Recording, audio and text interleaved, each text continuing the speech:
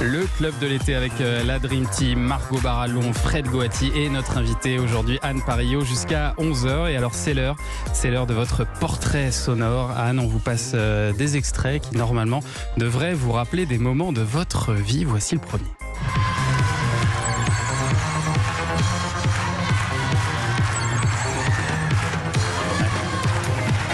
Vous avez un petit doute, hein? C'est loin. Un petit air disco. Oui, c'est l'hôtel de la plage. Et voilà, et on l'entend là. Ah voilà.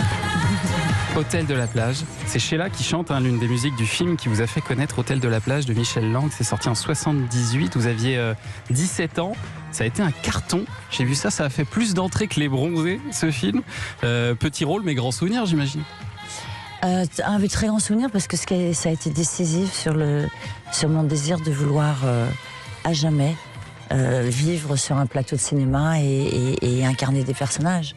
Donc d'un seul coup, je me suis dit, mais il y a une autre planète qui existe, magnifique, formidable, où la différence va pouvoir exister. Et donc d'un seul coup, j'ai trouvé un lieu pour vivre. Vous y aviez pensé avant? C'était un souhait ou pas du tout? C'est arrivé par hasard? Non, moi je voulais être Et tous les acteurs avocate. disent ça. C'est quoi cette histoire? Vous vouliez devenir avocate? Ah oui, moi je voulais être avocate et puis c'était dans ma chair, hein, et ça l'est toujours. Hein, c'est-à-dire que c'est une pulsion vraiment de justice et finalement que j'ai traduit la plupart du temps de manière inconsciente à travers mes personnages, où j'ai toujours pris, et à travers mes deux héros, où je prends toujours effectivement des personnalités condamnables, hors la loi, incompris, et voilà, et toute ma mission que je m'impose, est de dire, voilà, j'ai 2 heures pour un film, où là j'ai 370 pages, pour défendre des personnages qui font des actes parfois monstrueux, mais qui ne veulent pas dire que ce sont des gens mauvais. Ouais, c'est ça, c'est ce que vous faites dans Les Abusés. Vous cherchez aussi à défendre le bourreau, ou en tout cas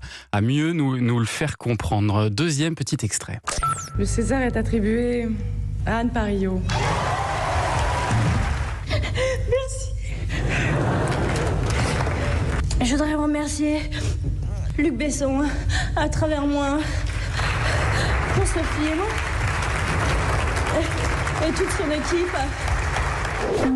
On est obligé d'en parler, évidemment. En 1991, un grand moment dans votre carrière, ce César de la meilleure actrice pour Nikita.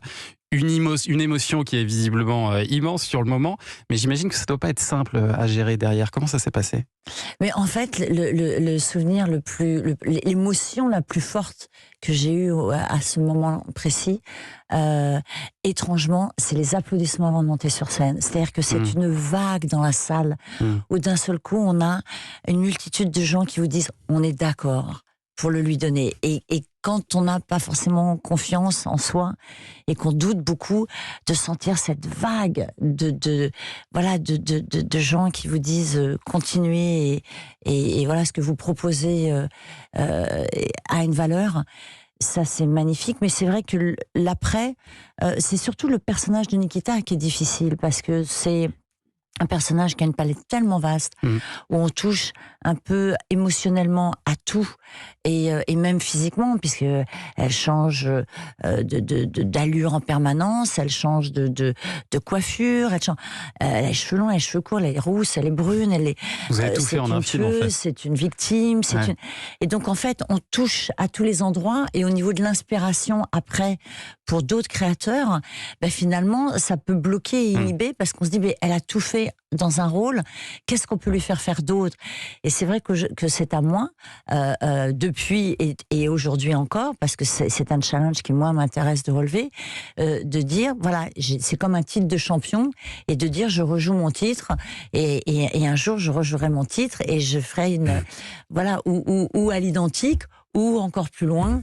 Mais vous l'avez peut-être trouvé, cette nouvelle héroïne. On va en parler dans un instant avec Les Abusés, parce qu'effectivement, peut-être qu'un jour, ce sera sur grand écran. Prochain extrait. T'as joué la madone, non.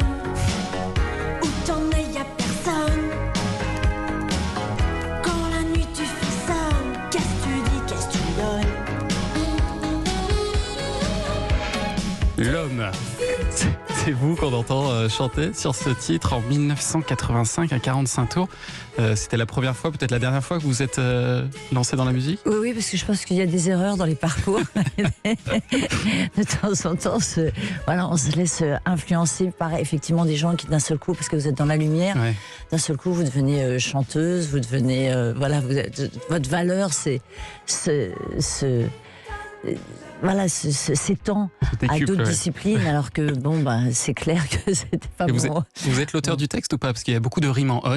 Non, pas du tout. C'était Jean Falissard, qui était chanteur et qui a créé cette chanson. D'accord. Mais et vous pourriez y revenir à la chanson ou non? Vous êtes vacciné là? Non, ce que j'ai adoré, c'est que je me suis retrouvée au milieu de la cohorte des chanteurs qui vont sur les scènes en été, et donc devant des milliers de gens.